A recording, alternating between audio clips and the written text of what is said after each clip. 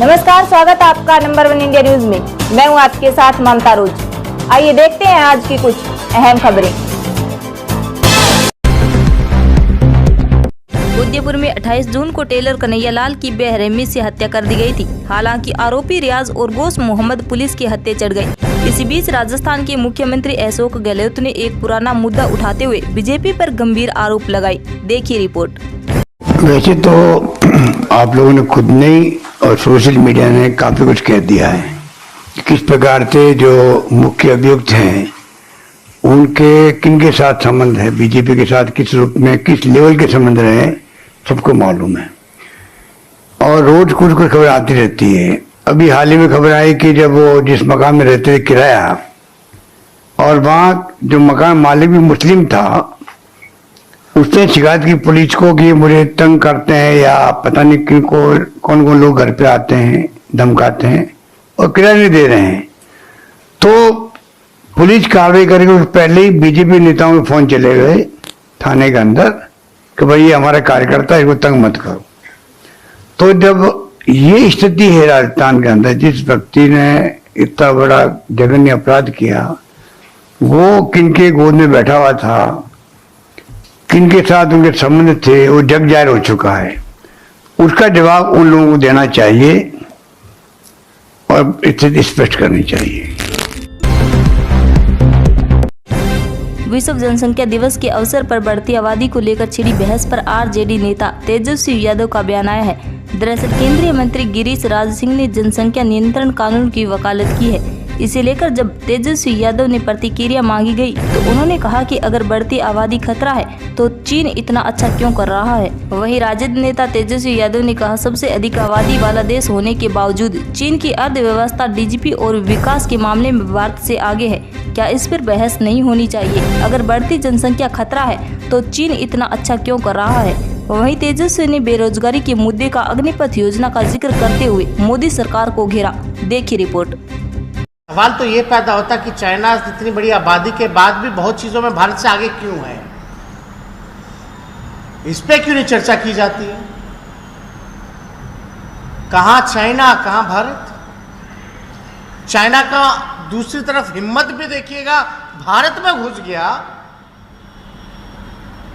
और लोग यहां हाथ पे हाथ धरे बैठे,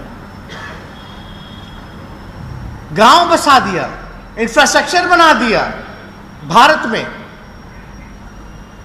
economy wise, GDP wise, development wise हर एक क्राइटेरिया देखिएगा तो China, after being a highest populated country, still ही इन सेवरल एजेंडाज में वो भारत से आगे क्यों। तो इस पे तो चर्चा होनी ना चाहिए। तो यानी एक तरह से चाइना ने ये भी हम तो क्या बोले, I am open for it, but it's a debatable thing.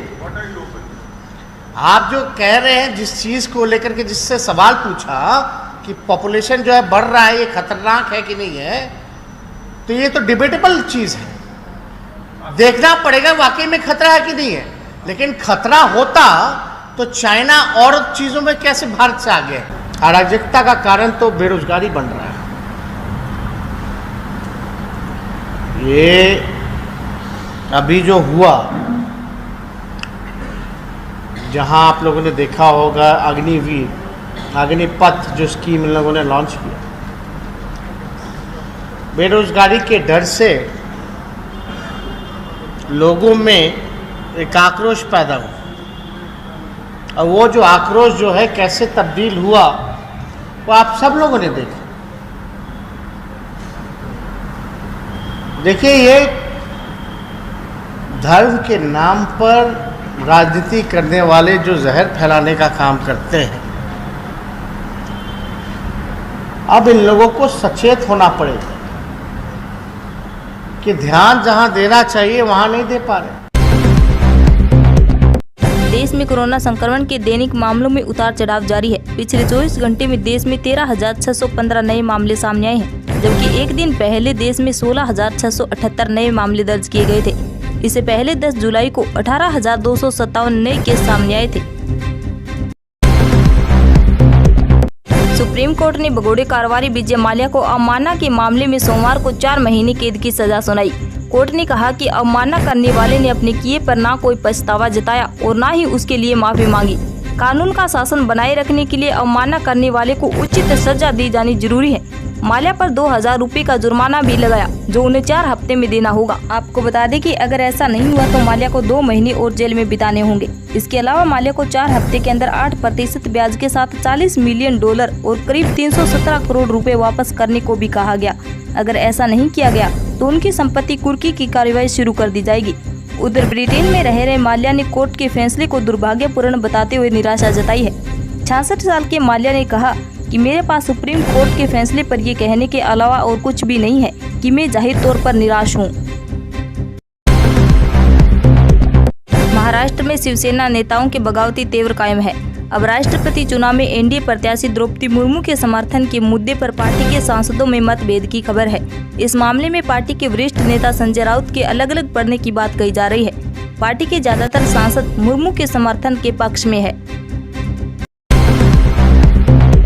पिछले कई महीनों से भीषण आर्थिक संकट और आवश्यक वस्तुओं की कमी का सामना कर रहे श्रीलंका के लोगों का धैर्य जवाब दे गया है और वहीं दूसरी तरफ अब श्रीलंका में आर्थिक संकट के बीच नए राष्ट्रपति चुनाव की तारीख का ऐलान कर दिया गया है। गुजरात में भारी बारिश से बाढ़ जैसी स्थिति उत्पन्न हो गई है। निचले स्थानों पर पानी भरने से लोगों की परेशानी बढ़ गई है। राज्य के कई जिलों में स्थिति काफी खराब हो गई है। इस बीच लगभग 6000 लोगों को सुरक्षित स्थानों पर पहुंचा दिया गया है। वहीं प्रधानमंत्री नरेंद्र मोदी और केंद्रीय गृह मंत्री अमित शाह ने मुख्यमंत्री भूपेंद्र पटेल से बात कर स्थिति की जानकारी ली।